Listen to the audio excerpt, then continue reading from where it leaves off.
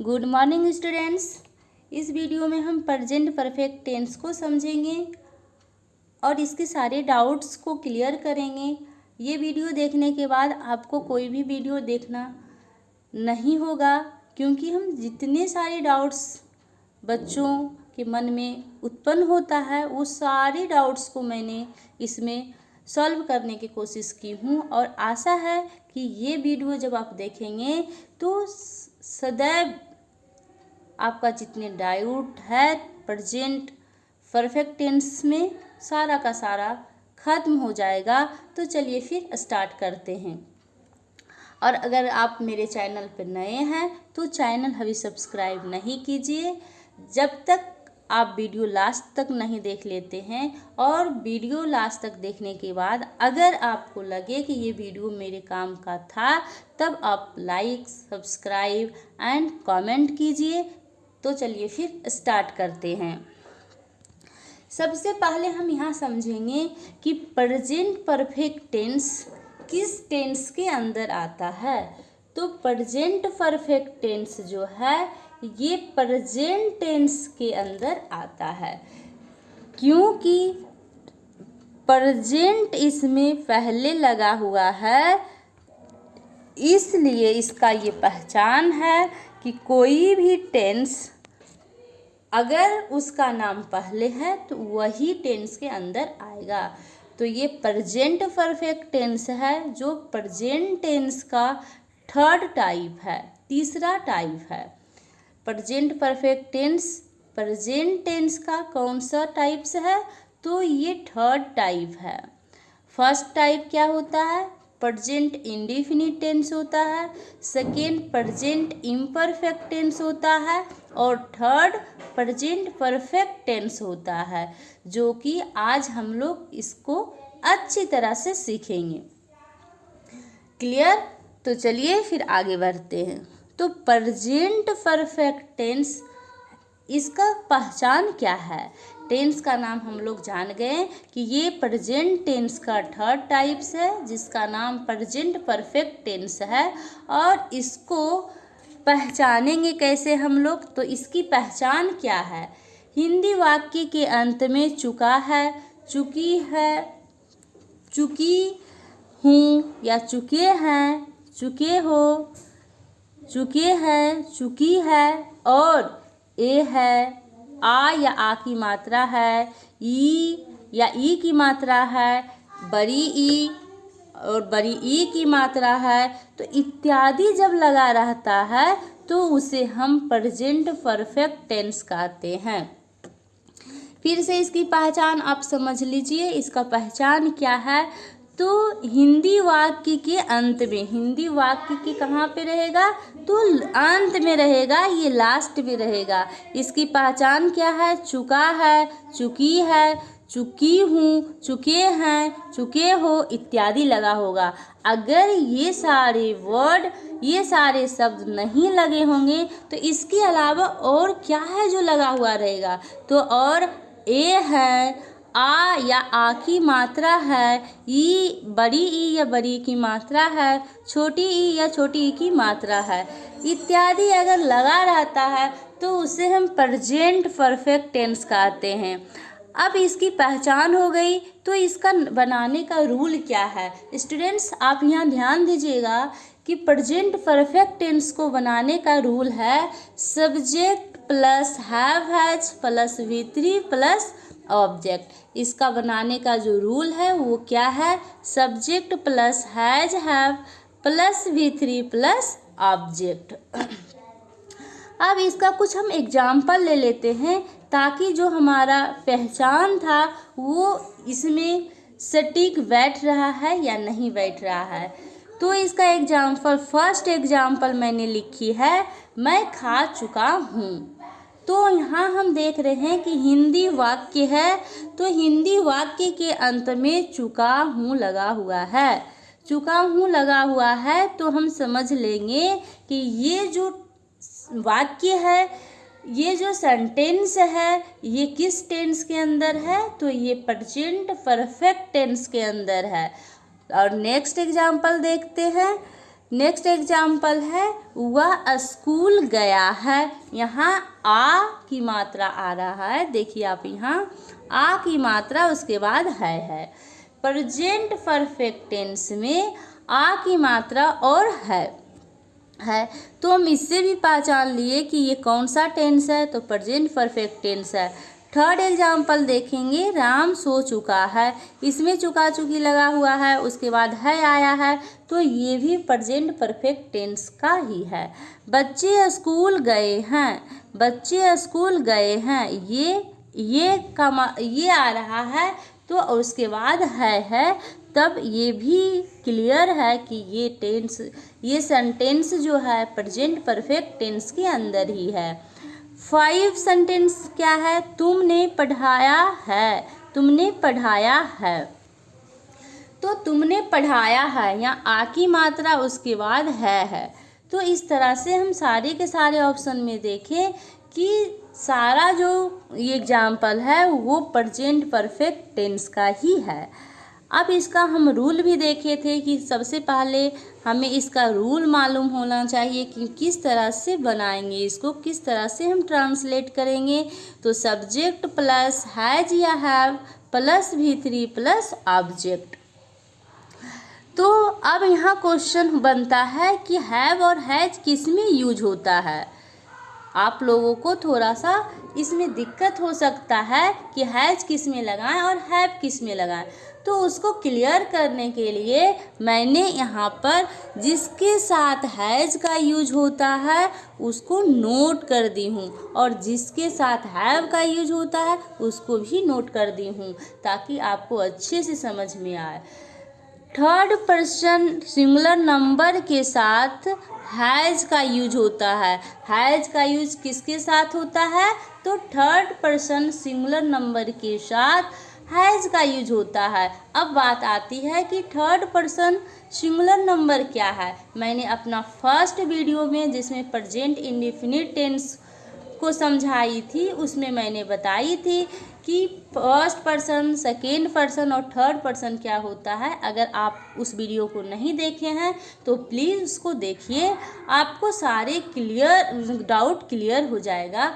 तो हैज का यूज किस में होगा, थर्ड पर्सन का सिंगुलर नंबर में होगा। अब थर्ड पर्सन के सिंगुलर नंबर में क्या क्या चीज़ आता है, तो थर्ड पर्सन के सिंगुलर नंबर में ही, सी, इट और जितना सारा नाम होता है सब का सब इसमें इंक्लूड होता है। ओके अब बात रही कि हैव का यूज हम कहाँ करेंगे, तो हैव का use I, they, you, we, the boys, the girls, the cows, इस तरह से यानी प्लूरल नंबर के साथ हैव का यूज होता है। तो इस तरह से हम समझ लिए कि हैज कहाँ यूज करना है और हैव कहाँ यूज करना है। अब इन एग्जाम्पल को हम बनाएंगे और अपना कॉन्सेप्ट क्लियर करेंगे। फर्स्ट एग्जाम्पल क्या है, मैं खा चुका हूँ, मैं खा चुका हूँ। तो सबसे पहले सब्जेक्ट होगा तो आई। अब आई के साथ क्या लगना है, तो आई के साथ हैव लगता है। आई हैव ईटन, ईटन ये वर्ब 3 है। वर्ब का 5 फॉर्म होता है, verb 1, verb 2, verb 3, verb 4, verb 5। जैसे हम ईट ले लिए तो ईट जो है वो वर्ब का फर्स्ट फॉर्म है और एट वर्ब का सेकेंड फॉर्म है, ईटन वर्ब का थर्ड फॉर्म है, ईटिंग वर्ब का फोर्थ फॉर्म है और इट्स वर्ब का 5 फॉर्म है। तो प्रेजेंट परफेक्ट के अंदर हमेशा वर्ब 3 का यूज होता है। आप लोग इसको ध्यान में रखिएगा कि प्रेजेंट परफेक्ट टेंस के अंदर हमेशा वर्ब 3 का यूज होता है। तो इस तरह से ये कैसा सेंटेंस बन गया, आई हैव ईटन। सेकेंड है वह स्कूल गया है, वह स्कूल गया है। यहाँ वाइज का सेंस आ रहा है, लड़का का सेंस आ रहा है, तो यहाँ हो जाएगा he has gone to a school, he has gone to a school. Third है राम सो चुका है। राम सो चुका है। तो राम क्या है? राम एक नाम है जो कि थर्ड पर्सन के अंदर आता है। तो नाम के साथ हर हमेशा क्या चीज़ का यूज होता है? हैज का यूज होता है। तो राम हैज स्लेप्ट। ये स्लेप्ट जो है स्लीप का वर्ब 3 है। ठीक है। फोर्थ ऑप्शन है बच्चे स्कूल गए। बच्चे स्कूल गए। यहाँ बच्चे हैं तो the children have go to school, gone to a school. The children have gone to a school. Gone क्यों हुआ? क्योंकि यहाँ गो का थर्ड फॉर्म लग रहा है। गो, वेंट और गोन होता है। गो जो है V1 है और वेंट V2 है और गोन जो है वो वर्ब 3 है। तो यहाँ पर क्या होगा? The children have gone to a school. Next option हम देखते हैं, तुमने पढ़ाया। तुमने पढ़ाया। You have taught. You have taught. यहाँ टीच का थर्ड फॉर्म लगा हुआ है। Teach, taught, taught. तुमने पढ़ाया। You have taught. इस तरह से इसका ट्रांसलेशन होता है। आई होप आपको समझ में आया होगा। तो चलिए फिर आगे चलते हैं। There are 4 types of sentences used in tense. Mainly देखा जाता है कि टेंस के अंदर 4 तरह के सेंटेंस का यूज होता है। वो 4 तरह का सेंटेंस क्या है? अब उसको हम एक एक करके समझेंगे। फर्स्ट टाइप है सेंटेंस का अफर्मेटिव सेंटेंस। अफर्मेटिव सेंटेंस क्या होता है? जो साधारण सी वाक्य होता है, जो साधारण वाक्य होता है उसे अफर्मेटिव सेंटेंस कहते हैं। अब यहाँ प्रश्न बनता है कि साधारण वाक्य कौन सा होता है? तो सिंपल सेंटेंस कौन सा होता है? जिसमें क्या और नोट का यूज नहीं होता है उसे हम साधारण वाक्य कहते हैं। ओके। तो अफर्मेटिव सेंटेंस के अंदर क्या आएगा? मैं खा चुका हूँ। ये जो सेंटेंस है ये अफर्मेटिव सेंटेंस का एग्जाम्पल है। तो इसको हम कैसे ट्रांसलेट करेंगे? I have eaten. क्या होगा इसका? I have eaten. इसका और एक एग्जाम्पल हम देख लेते हैं। आप विद्यालय गए हैं। आप विद्यालय गए हैं। तो इसको कैसे ट्रांसलेट करेंगे? You have gone to a school. You के साथ हमेशा हैव आता है, इसलिए you have gone to a school. ये गोन जो है वो गो का वर्ब, गो का थर्ड फॉर्म है, यानी V3 का यूज हुआ है। तो I have gone to a school. Next sentence को हम देख लेते हैं। निगेटिव सेंटेंस क्या होता है? तो निगेटिव से ही पता चल रहा है, ये निगेटिव सेंटेंस जो वर्ड है उसी से पता चल रहा है कि जिस वाक्य में नोट का यूज होता है उसे हम निगेटिव सेंटेंस कहते हैं। तो मैं नहीं खा चुका हूँ। मैं नहीं खा चुका हूँ। ये कौन सा सेंटेंस है? ये निगेटिव सेंटेंस है। तो इसको हम ट्रांसलेट करेंगे I have not eaten. I have not eaten. फिर इसका हम एक और एग्जाम्पल देखते हैं। आप विद्यालय नहीं गए हैं। You have not gone to a school. You have not gone to a school. अब हम थर्ड सेंटेंस देखते हैं कि थर्ड सेंटेंस क्या होता है। तो थर्ड सेंटेंस होता है इंटेरोगेटिव सेंटेंस। तो इंटेरोगेटिव सेंटेंस किसे कहते हैं?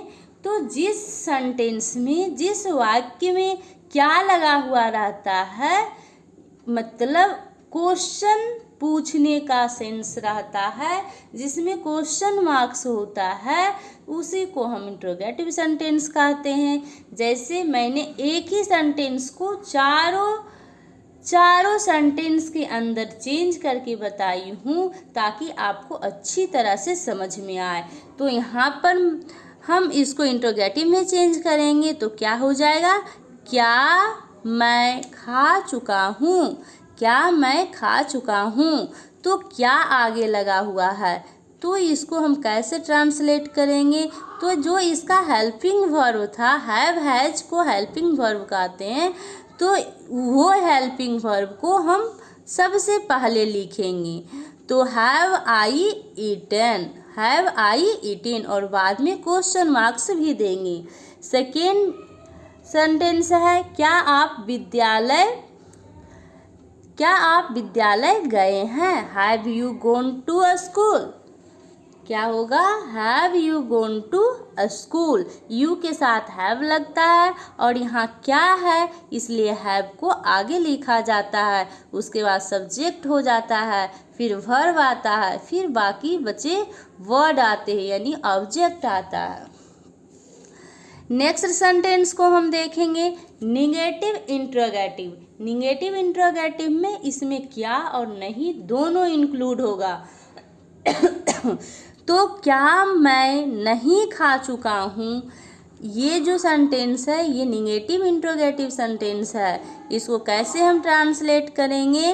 तो have I not eaten, have I not eaten. आप यहाँ ध्यान दीजिएगा कि नोट जो है सब्जेक्ट के जस्ट बाद में आएगा, ठीक है। क्या मैं नहीं खा चुका हूँ, तो इसका क्या होगा? Have I not eaten. इसको दो तरह से आप ट्रांसलेट कर सकते हैं। अगर आपको नोट हैव के बाद लगाना है तो आप इस तरह से लगा सकते हैं, हैवंट आई ईटन। इसको आप दो तरह से बना सकते हैं। एक तो हैवंट, ये हैवंट जो है हैव प्लस नोट का शॉर्ट फॉर्म है, हैव और एन कॉमा टी, ठीक है। तो इस तरह से ये भी सेंटेंस हम देख लिए। एक और एग्जाम्पल है, क्या आप विद्यालय नहीं गए? Have you not gone to a school. इसको भी एक और मेथड से बनाया जाता है, haven't you gone to a school. कुछ और एग्जाम्पल इसमें देखा जाता है जो कि WH फैमिली के अंदर आता है। तो WH फैमिली क्या होता है, यहाँ समझ लेना होगा कि WH फैमिली क्या होता है। जैसे what, why, where, when, how, ये सब जितने वर्ड हैं वो जब सेंटेंस के अंदर यूज होता है तो उसे WH फैमिली कहा जाता है। ओके, अब देखिए यहाँ इसका क्या एग्जाम्पल मैंने लिखी है। मैं क्या नहीं खा चुका हूँ। मैं क्या नहीं खा चुका हूँ। इसको ट्रांसलेट जब करेंगे तो यहाँ जब क्या है, ये क्या बीच में आया हुआ है, तो सबसे पहले हम क्या का वर्ड मीनिंग लिखेंगे, what have I not eaten. अब हैव किस पे डिपेंड करेगा? ये सब्जेक्ट पे डिपेंड करेगा। अगर सब्जेक्ट के साथ हैव लग रहा तो व्हाट के बाद हैव आएगा। अगर सब्जेक्ट के साथ हैज लग रहा तो व्हाट के बाद हैज आएगा। तो आप लोग समझ गए इसका ट्रांसलेशन कैसे होगा, what have I not eaten. Okay, next example इसका है, आप विद्यालय कब गए हैं? आप विद्यालय कब गए हैं? तो when have you gone to a school. आप विद्यालय कब गए हैं? सबसे पहले ये कब जो है उसका हम वर्ड लिखेंगे, तो when have you gone to a school. I hope आप समझ रहे होंगे। तो चलिए फिर इसका रिवीजन कर लेते हैं। कुछ एग्जाम्पल लेकर हम इसका फटाफट रिवीजन कर लेते हैं। सबसे पहले हम जानेंगे कि ये जो प्रेजेंट परफेक्ट टेंस था उसकी पहचान क्या थी। तो प्रेजेंट परफेक्ट टेंस की पहचान जो है कि हिंदी वाक्य के लास्ट में, हिंदी वाक्य के अंत में चुका है, चुकी है, चुके हैं इत्यादि लगा हुआ रहता है। अदरवाइज आ या आ की मात्रा है, बड़ी ई या बड़ी की मात्रा है, छोटी ई छोटी की मात्रा है इत्यादि लगा हुआ रहता है। ठीक, इसको बनाने का जो रूल था, स्ट्रक्चर था, वो क्या था? तो इसका जो स्ट्रक्चर था, subject plus have, has plus V3 plus object, subject plus have has plus V3 plus object. तो यहाँ है, हम जो एग्जाम्पल लिए थे वो लिए थे सोनी लिख चुकी है, सोनी लिख चुकी है, सोनी हैज रिटेन। ये लिखना का जो राइट मीन्स लिखना होता है उसका V3 है, यहाँ वर्ब 3 का यूज हुआ है। सोनी हैज रिटेन, ये कौन सा सेंटेंस है? तो ये अफर्मेटिव सेंटेंस है। इसी का निगेटिव में जब चेंज करेंगे तो सिर्फ और सिर्फ नहीं का यूज करेंगे। सोनी नहीं पढ़ चुकी है तो सोनी हैज नॉट रिटेन, ये निगेटिव सेंटेंस हो गया। नेक्स्ट सेंटेंस क्या बनेगा? इंट्रोगेटिव में अगर हम इसको चेंज करेंगे तो सिर्फ और सिर्फ क्या को ऐड कर देंगे। क्या सोनी लिख चुकी है? हैज सोनी रिटेन, ये इंट्रोगेटिव सेंटेंस है। और नेक्स्ट अगर निगेटिव इंट्रोगेटिव में से हमको चेंज करना होगा तो क्या और नहीं दोनों को यूज करना होगा इस सेंटेंस के अंदर, तब निगेटिव इंट्रोगेटिव सेंटेंस बनता है। क्या सोनी नहीं लिख चुकी है? Has Soni not written, has Soni not written. Third है WH फैमिली, सोनी क्या लिख चुकी है, सोनी क्या लिख चुकी है, तो बीच में क्या आया है तो उसके बदले व्हाट हैज सोनी रिटेन। इस तरह से सारे सेंटेंस को हम रिवीजन कर लेंगे। इसका जो प्रेजेंट परफेक्ट टेंस था उसका रिवीजन कर लिए हैं। अब आप लोगों के लिए कुछ होमवर्क है। होमवर्क मैं इसलिए देती हूँ कि आपने जो वीडियो देखी है तो उसको देखने के बाद, उसको समझने के बाद आप ये सारे एग्जाम्पल कर पा रहे हैं कि नहीं।